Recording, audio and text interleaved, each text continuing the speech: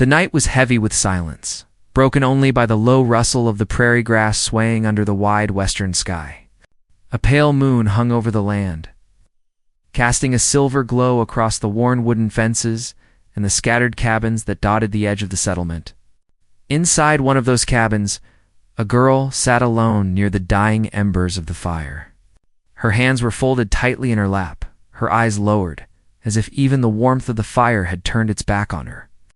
She was no more than 16, yet her face carried the sorrow of someone twice her age. The scars that ran across her cheek and down her neck caught the glow of the flames, twisting into shadows that seemed to grow longer with every flicker. She had learned early that people turned away quickly when they saw her. Neighbors whispered when she passed, mothers pulled their children closer, and even the preacher at the chapel hesitated before meeting her gaze. But the harshest wound had not come from strangers. It had come from her own kin. Her parents, worn by the hardships of frontier life and hardened by pride, had chosen to see her scars as a shame they could not bear. One morning, without a word, they left her behind, their wagon rolling away down the dirt road while she stood barefoot in the dust, clutching the hem of her dress and begging them to stay. The sound of the wheels fading into the horizon had been the last she heard of them. Since then, she had survived on scraps and kindness, given sparingly. Some nights she slept in the loft of the abandoned barn, other times beneath the open sky with nothing but a thin quilt to keep the cold away. The loneliness was harder to endure than the hunger, though. Loneliness pressed against her chest made every breath feel shallow, and every sound of laughter in the distance cut sharper than a blade. She wondered if she had been cursed, if God himself had turned his face away. Yet even in her despair, she carried a spark of defiance. She tended to the wildflowers that grew along the creek bed, coaxing them back to life when they drooped in the summer heat. She sang softly to herself when no one was near, songs her grandmother once hummed while braiding her hair. And though the scars marked her outwardly, there was a gentleness in her spirit that no cruelty could erase. She did not know it yet, but the land itself was watching her this rugged, an unforgiving place that tested every soul who dared to call it home. The frontier was no stranger to hardship. Every family in the settlement bore losses, whether to sickness, hunger, or raids that swept through without warning. And beyond the wooden fences, past the grazing cattle and dusty roads, the Apache people roamed the high desert and mountains. To the settlers, they were spoken of with fear painted as shadows that slipped silently through the night. But to their own, they were protectors of their homeland, proud and unyielding, bound by honor and tradition. It was into this wide and unsettled world that her fate began to turn. One evening, when the sun burned low and red across the horizon, she wandered farther than she ever had before. Hunger had gnawed at her for days, and the small patch of berries she discovered was not enough to ease it. Her feet carried her into the broken hills where the land rose wild and untamed. She paused at the sound of horses in the distance, her heart quickening with both fear and curiosity. She knew she had no place out there, but something deeper than fear urged her to keep walking. The hills echoed with the call of a hawk, and in that lonely cry she felt something stir inside her. For the first time in months, she did not feel entirely abandoned. She reached the crest of a ridge and stopped. Below her, in a clearing of cottonwoods, stood a figure astride a dark horse. He was tall, his posture straight and strong, his hair long and dark beneath the fading sun. Across his chest hung the marks of his people feathers, beads, the leatherwork of his tribe. His eyes, sharp and watchful, turned upward, meeting hers where she stood frozen against the sky. Her breath caught. She knew what the settlers said of Apache warriors, how they told stories of raids and fire, of merciless hands. Yet the eyes that held her now did not carry the cold of an enemy. They carried something else, a stillness, a question, perhaps even a recognition. She wanted to turn away, to run back down the ridge. But her legs refused.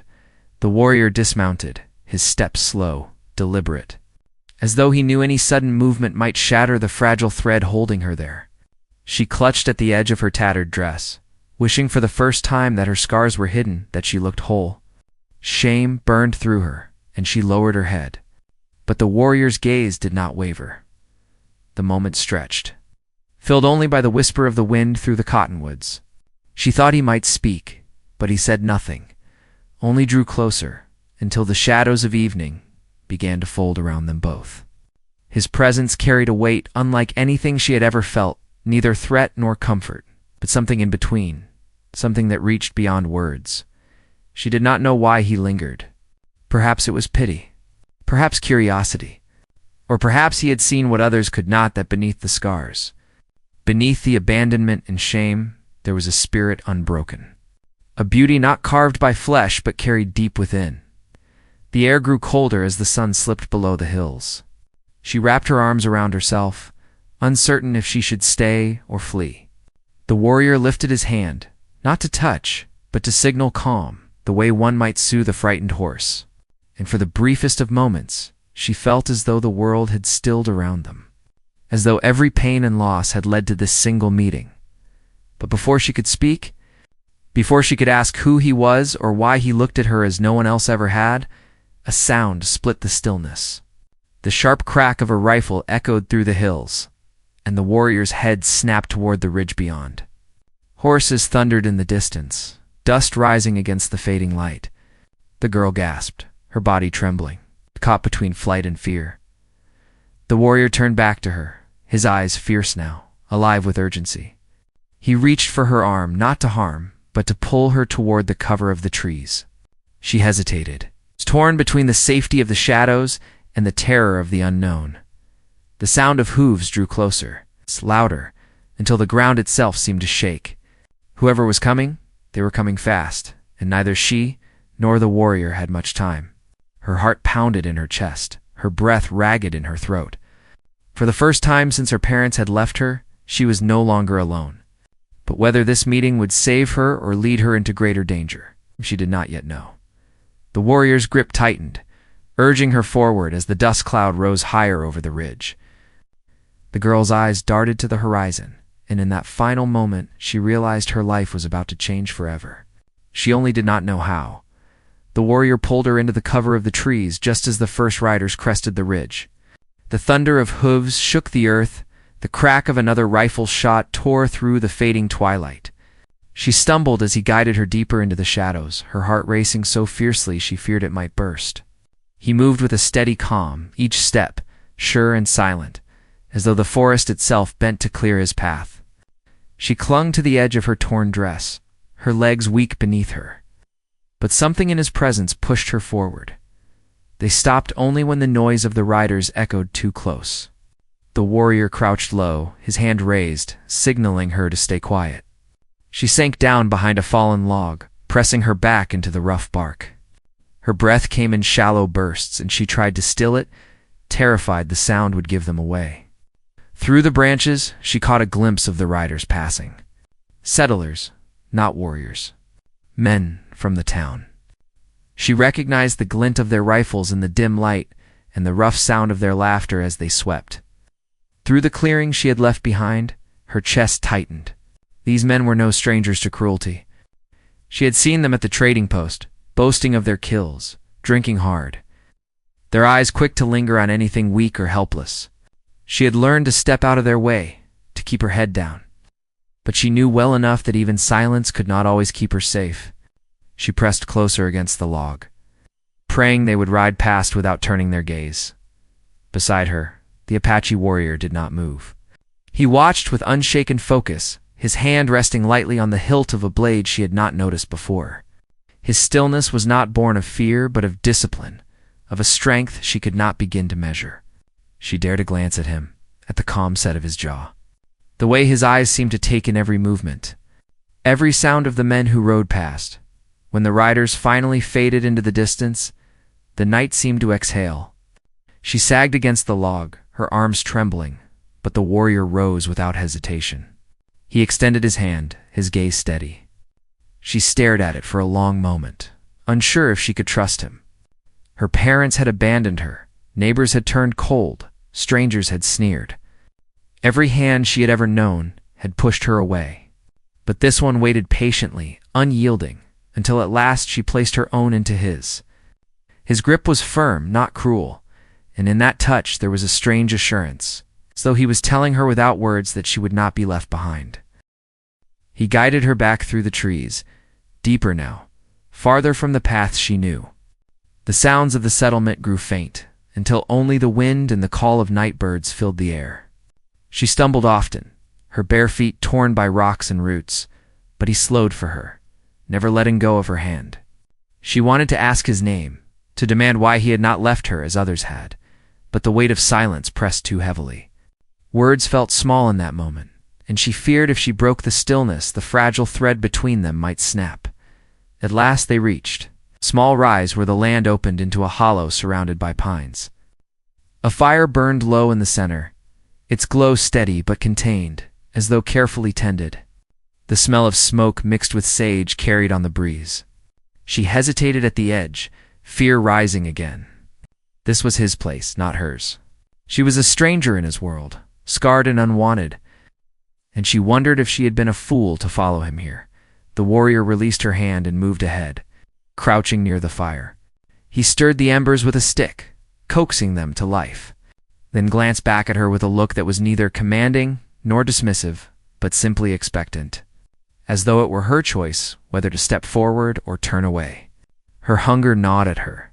Her legs ached. And for the first time in a long while, she felt the faintest trace of safety in the warmth of the firelight. Slowly, uncertainly, she crossed the hollow and lowered herself to the ground opposite him. The firelight danced across his face, sharp in places, softened in others. He was young, though older than her, his features strong, his eyes carrying both fire and shadow. He did not speak, not yet, but there was no judgment in his gaze, no flinch when the light touched her scars. She wrapped her arms around herself, trying to hide the trembling in her body. Time stretched as they sat in silence. The night grew colder, stars thickening above the dark line of the trees. At last he reached into a small pouch and pulled out a strip of dried meat. He extended it toward her. She stared at it, hesitant, her pride warring with her hunger. But the hunger won, and with shaking hands she accepted it, chewing slowly. The salt burning her tongue, yet filling her with a warmth she had long forgotten. When her eyes lifted again, she found him still watching her. Not as one studies a stranger, but as if he were trying to see past the surface, past the scars, into something deeper. It unsettled her, yet also calmed her. As though for the first time someone looked without turning away. The hours passed. The silence became less heavy, more like a shared space than a wall between them. She wondered about him. What battles he had seen, what losses he carried. The settlers spoke of the Apache as fierce and ruthless, yet the man before her did not fit their tales. He had saved her when he could have vanished into the hills. He had given her food when he owed her nothing. Still, she could not forget the stories, and fear lingered at the edges of her thoughts. Somewhere in the distance, Coyote called, its lonely cry echoing across the hollow. The warrior lifted his head, listening. His hand brushed the hilt of his knife again, as though reminding himself of danger never far away. She felt her own fear return, sharp and cold. She realized then that the men from the settlement would not easily give up. They had seen her on the ridge. They might believe she had led them to him.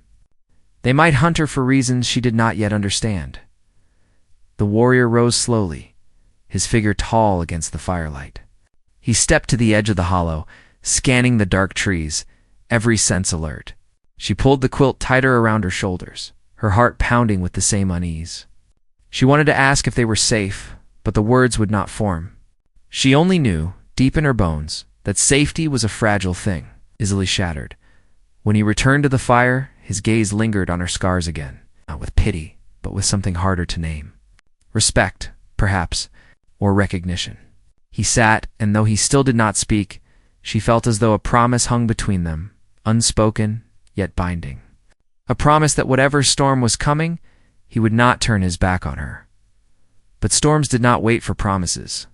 The wind shifted, carrying with it the faint sound of voices, distant yet growing. She stiffened, her eyes darting toward the trees. The warrior's expression hardened, and he reached for his bow. Her breath caught, her body frozen with dread. She knew the men had not gone far. She knew they were coming. She pressed her hands together, whispering a prayer she had not spoken since she was a child. The fire crackled softly, the night pressing in, and the shadow of danger crept ever closer. She had no choice now. Whatever fate lay ahead, it was bound to this warrior. This stranger who had seen her when no one else had, and in the dark beyond the firelight. The voices drew nearer, the crunch of boots breaking through the silence, promising that the night was far from over. The voices grew louder, carried by the wind, as if the night itself was warning them. The warrior's posture shifted, tense but calm, his bow gripped in one hand, an arrow in the other. The girl pressed back against the rough earth of the hollow, her quilt drawn close, as if it could shield her from the danger closing in. Her breath came shallow, her heart beating too fast. She knew those voices. The men from the settlement had not given up the chase. She had no way of knowing what they wanted. Maybe they thought she was hiding something. Maybe they just needed a reason to hunt. She had learned long ago that cruelty often needed no cause. Her scars had been enough to set her apart, enough to make her a target of whispers, pity, and fear. And now, perhaps, they had given these men another excuse to act on their malice. The warrior motioned for silence, his gaze fixed beyond the fire's glow. He moved like shadow, slipping into the line of trees, blending with the dark. She sat frozen, her body trembling, her mind filled with questions she dared not voice. Was he going to fight? Was he leaving her? Would he come back? The crackle of the fire seemed too loud, each spark bursting like thunder in her ears. Moments stretched thin, each one feeling like it might be the last before the riders arrived. Then she heard it, a branch snapping, the grind of boots against stone, the unmistakable clink of metal. They were close. She hugged herself tighter, wishing she could vanish into the earth. Her mind flashed back to the day her parents had left her standing in the dust. The sound of wagon wheels, the trail of silence, the hollow ache. That same ache filled her now, sharpened by fear.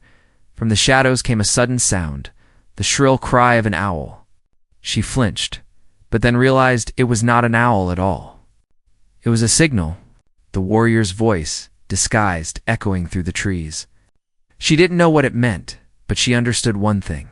He was not gone. He was watching. The riders broke into the hollow, their faces half hidden by the dark, their rifles gleaming faintly in the firelight. Rough voices cut through the silence. They spoke to each other, not to her, yet every word fell heavy in her chest. They knew she had been seen on the ridge. They guessed she wasn't alone. One man spat into the dirt. Muttering about savages, another laughed low, saying it wouldn't matter who she was with, she would be brought back.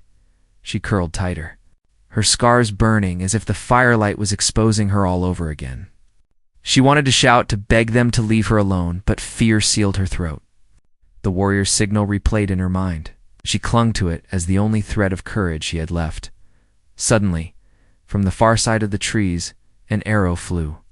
It struck the ground inches from one rider's boot, quivering in the dirt. The men cursed, rifles snapping up, eyes scanning the darkness. Another arrow whistled, not to wound but to warn, driving them back toward the edge of the hollow. The warrior's presence was unseen, yet it filled the night like thunder waiting to break. The men shouted threats into the dark, firing blindly into the trees. Sparks flew as bullets struck stone. The girl covered her ears, her body trembling, yet some part of her felt a fierce, quiet hope. He had not abandoned her. He was fighting to protect her, though he was only one against many. At last the riders pulled back, muttering curses, retreating into the night with promises to return. Their voices faded, leaving only the wind and the crackle of the fire once more. The girl sat frozen, unable to move until a shadow broke from the trees. The warrior stepped into the glow, his bow still in hand, his eyes sharp and unreadable. He did not speak, but his gaze swept over her as if to make certain she was whole. Her throat ached with words she couldn't say: gratitude, fear, confusion. She had never been worth fighting for, not to anyone. And yet here he was, standing against armed men, with nothing but his bow. For her, the night stretched long after that, each sound in the distance carrying weight. Sleep was impossible. She lay near the fire, her eyes heavy, but her thoughts alive with questions. Why had those men hunted her? Why had this warrior chosen to protect her when her own parents had not? And what would happen when the men returned, as they surely would? When dawn came, the light broke soft over the pines, painting the hollow in shades of gold. The warrior was already awake, his back straight, his eyes scanning the ridge. She sat up slowly, her body stiff, her stomach hollow with hunger. He handed her a piece of dried food from his pouch without a word. She accepted, though shame burned her cheeks. She had nothing to offer in return. As the morning wore on, he began to move, gathering what few things he carried. She realized then that he was not planning to stay. The hollow was no longer safe. He was leading her somewhere else. The thought both relieved and frightened her. Leaving meant safety, but it also meant stepping farther from the world she had known, farther from the settlement, from the faint hope that her parents might one day return for her. She followed him, her steps clumsy compared to his. He moved as though the land belonged to him, his feet sure on every rock, his eyes knowing every bend of the trail. She stumbled often, catching herself on branches, wincing when thorns bit into her skin. But each time she faltered, he slowed, waiting without impatience as they walked. She began to notice things she had never seen before, the way the birds changed their song when danger was near, the hidden tracks of deer along the creek beds, the faint carvings left on stone that spoke of lives lived long before hers. The world was larger, more alive than the small square of settlement she had been trapped in, yet danger was never far. More than once he paused, listening to distant sounds she could barely hear. His expression would tighten, and she knew the riders were still searching. Fear pressed on her chest with each step. She imagined the men on horseback, their rifles ready, their voices sharp with cruelty. She imagined being dragged back to the settlement, paraded as if she were a prize, punished for things she did not understand, as night fell again. They found shelter beneath an overhang of stone. The fire they built was small, its smoke barely visible. She sat close to the warmth, her eyes fixed on the warrior as he worked with quiet skill, preparing arrows, sharpening his blade. She wanted to know his story. She wanted to ask his name, but she was afraid her voice would break whatever fragile bond had formed between them. Instead, she listened to the rhythm of his movements, to the quiet strength that seemed to live in him. She thought of her scars, of the way others recoiled, and wondered if he saw them at all, or if he saw something beyond them. Sleep came only in fragments, broken by dreams of hooves and fire, of voices calling her name. Each time she woke, the warrior was there, watching the dark, steady as stone. And each time she felt a little less alone, but the threat was not gone. In the distance, the settlement men gathered again, their anger stoked, their pride wounded. They spoke of hunting the Apache, of reclaiming the girl they said was theirs. They did not see her as a person, but as a possession, a symbol to be taken and controlled. Their voices rose in the night, carrying across the land, promised that they would not stop, and in the shadow of the stone the girl understood that the fight was only beginning. She was caught between two worlds, one that had abandoned her, and another she did not yet understand. The warrior had chosen to protect her, but protection came with a cost. The riders would return. The land would not rest. The fire burned low, casting their faces in flickering light. She met his eyes, and though neither spoke, she felt the weight of what was coming settle heavy on them both. The silence was not peace. It was only the pause before the storm broke again. The days that followed were restless, each one heavier than the last. The girl felt the weight of the chase pressing closer, though no rifle cracked, no hoofbeats shook the ground. The silence itself became a warning. She could sense it in the way the warrior moved, more cautious, more deliberate, his eyes sweeping the horizon at every turn. He spoke little, but she learned to read the shift of his body, the tension in his jaw, the way his hand never strayed far from his bow. Danger was out there, circling them like a wolf in the tall grass, waiting for the moment to strike. They traveled deeper into the land. Far from the dirt roads and wooden fences of the settlement, The world grew wilder with each step, mountains rising against the sky, canyons splitting the earth, rivers cutting through stone like silver blades. She had never imagined such vastness, yet the beauty did not erase the fear. At night, when the fire burned low, she would lie awake listening for voices in the dark. Sometimes she thought she heard them, faint and distant, carried on the wind. Sometimes she dreamed of the men on horseback, rifles in hand, their faces twisted with cruelty, and woke with her heart racing, unsure if it had been a dream at all. The warrior, for all his silence, was not unkind. He shared what food he had, showed her where berries grew, how to drink safely from the streams, how to walk more quietly on uneven ground. His presence carried strength, but it also carried patience. She had never known such patience. With her parents, there had only been sharp words, hurried tasks, and the endless reminder that she was a burden. Yet here, even when she faltered, he did not push her away. Still, she did not understand why he had chosen her. What did he see when he looked at her? A girl left behind? A stranger who did not belong? Or something more?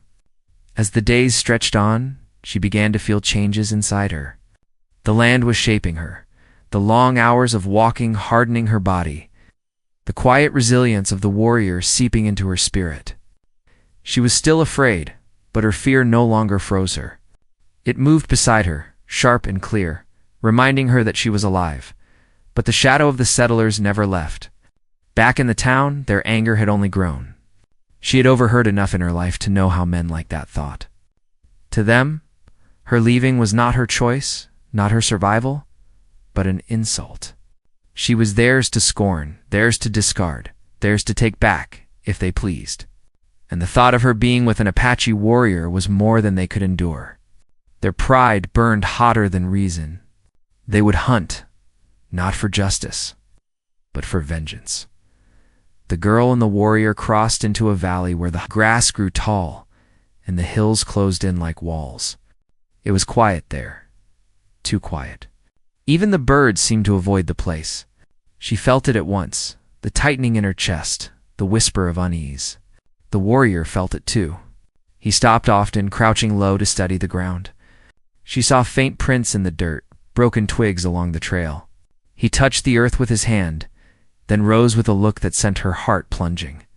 They were not alone that night. They did not light a fire. They crouched in the dark, the chill of the air sinking into her bones. She pulled her thin quilt tight, her eyes straining to see what lay beyond the shadows.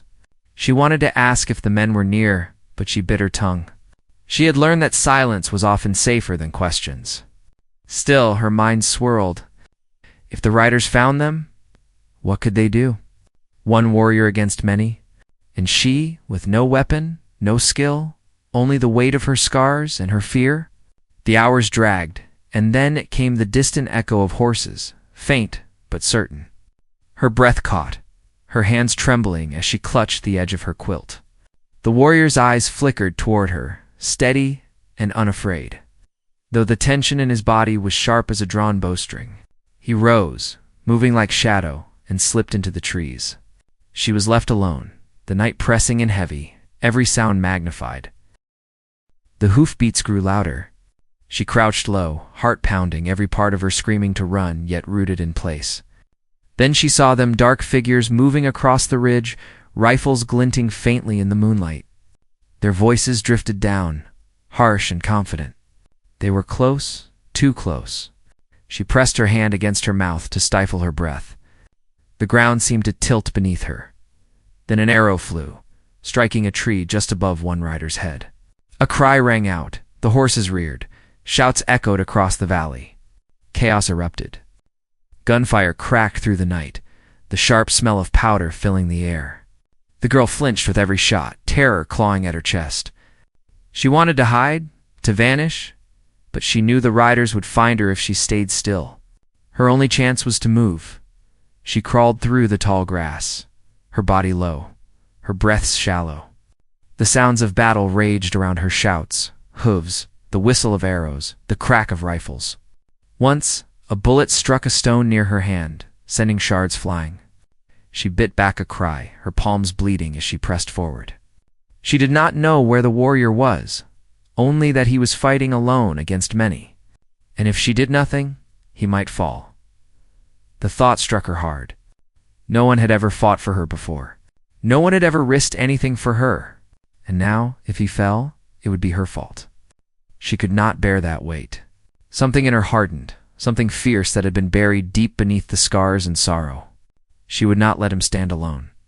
Her hands found a fallen branch, rough and heavy. It was no weapon, not against rifles and blades, but it was all she had. She rose slowly from the grass, her body shaking, and moved toward the sound of voices. The moon lit the valley, silver on the grass.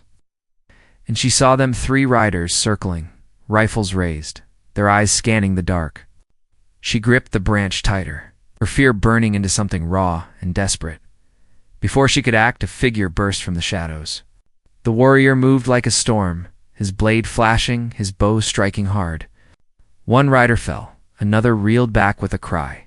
The third raised his rifle, aiming square at the warrior's chest. Without thinking, the girl shouted, her voice breaking the night. The rifle swung toward her, the barrel gleaming in the moonlight. Her heart froze. In that instant, she knew she had drawn death upon herself. But the warrior moved faster, his body a blur, his blade striking true. The rifle clattered to the ground, the rider toppled, and the valley fell to silence, broken only by the pounding of her heart. She stood trembling, the branch slipping from her hands, her breath ragged. The warrior turned, his chest rising and falling, his eyes locking with hers. For a moment, neither spoke. The night was alive with the echo of violence, with the weight of what had nearly been lost. But it was not over. Beyond the ridge, more voices rose, more hoofbeats shook the ground.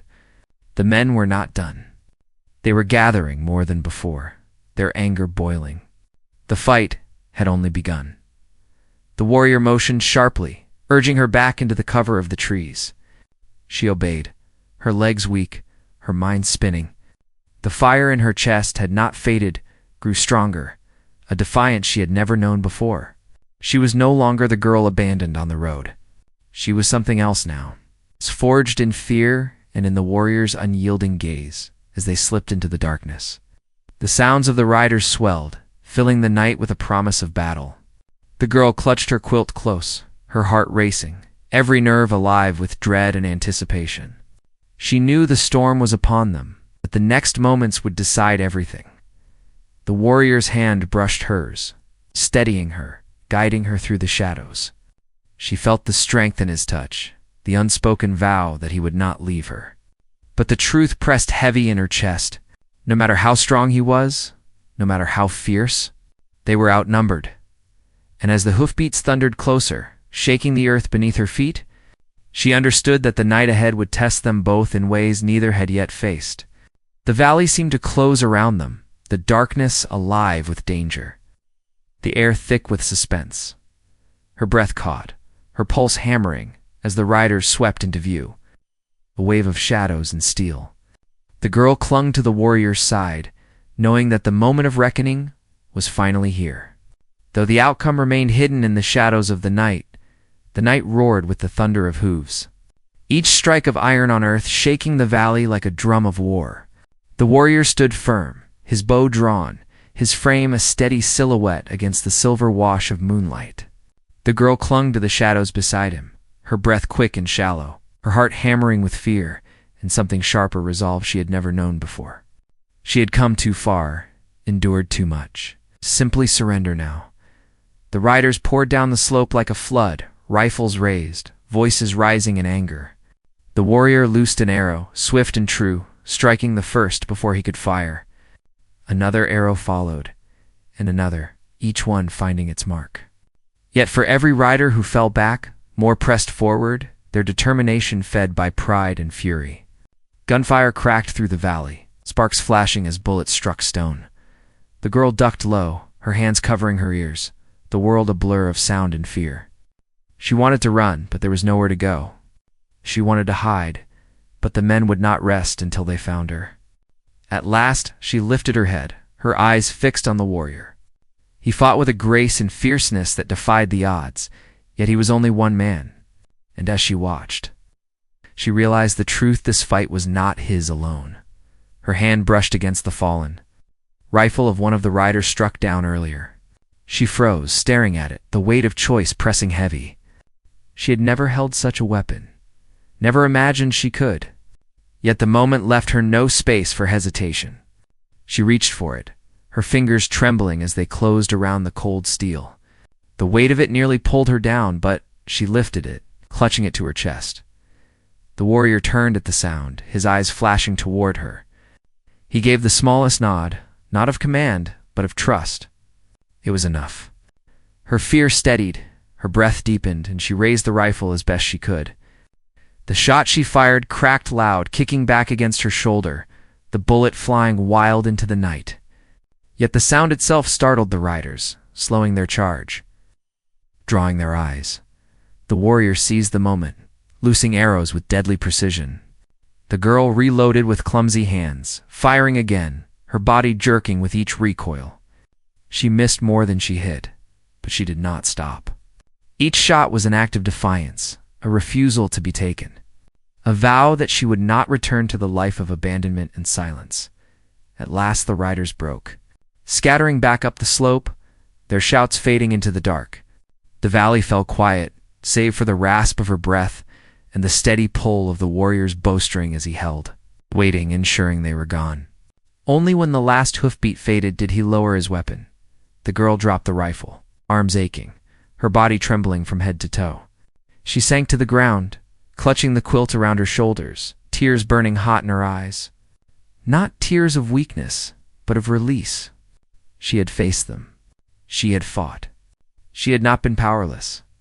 The warrior approached, his expression unreadable in the moonlight. He crouched before her, his gaze steady on hers. For a long moment neither spoke, the silence filled only by the soft whisper of wind through the grass. Then, slowly, he reached out, his hand brushing lightly against her scarred cheek. Not to trace the mark, not to judge it, but to acknowledge her, whole as she was. For the first time since her parents had left her standing on that dusty road, she felt seen, truly seen. And in that moment she understood her scars were not her shame. They were her proof. Proof she had survived fire, abandonment, cruelty. Proof she was still here, breathing, fighting, living. When dawn broke, painting the valley in gold and rose, the world seemed new.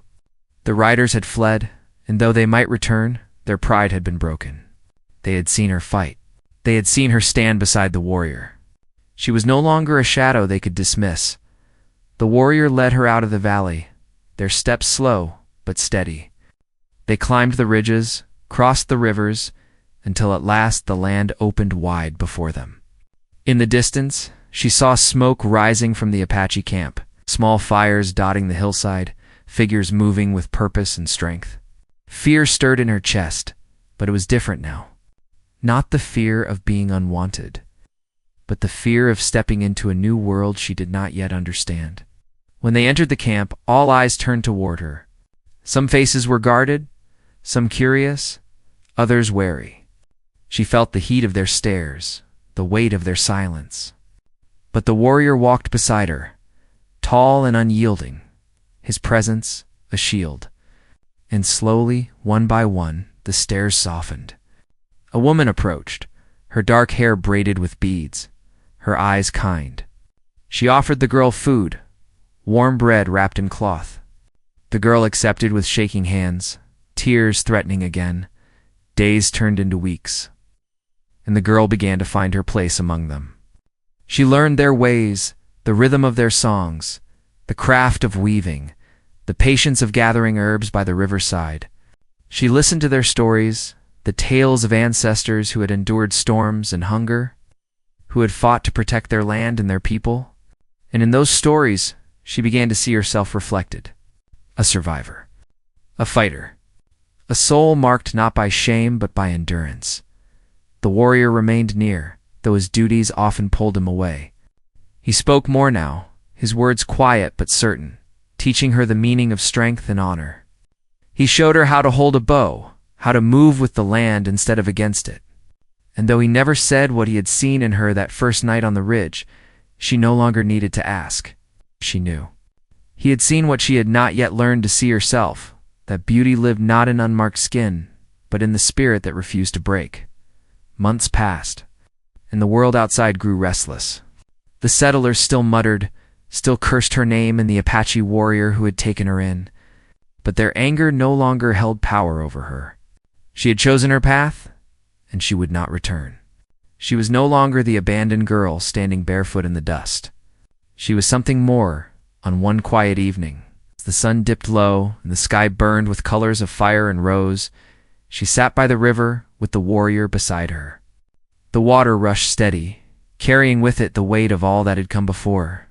She touched the scars on her cheek, no longer hiding them, and turned to him. "I used to think they made me less," she said, her voice soft but clear. "But now I know they make me more. They tell my story, and I am not ashamed." The warrior's gaze held hers, his eyes steady as stone, and he gave a single nod. No words were needed. The wind shifted, carrying the scent of sage and wildflowers. The girl closed her eyes, breathing it in, letting it settle deep in her chest. She thought of her parents, of the road they had chosen, and felt no longing now. Their leaving had carved a hollow in her, but it was in that hollow the fire had been born. Her scars were no curse. They were her truth, and in the truth she had found a new home, a new strength, and a beauty that no cruelty could ever take away. As the river sang and the stars began to bloom in the sky, she understood at last she had been abandoned, yes, but she had also been found, and in being found, she had discovered herself. The night folded around them, calm and certain, the past behind, the future unwritten, and the girl, once left in the dust of a road, now walked with her head high, her spirit unbroken. Her scars shining in the firelight like marks of honor, top of form, bottom of form.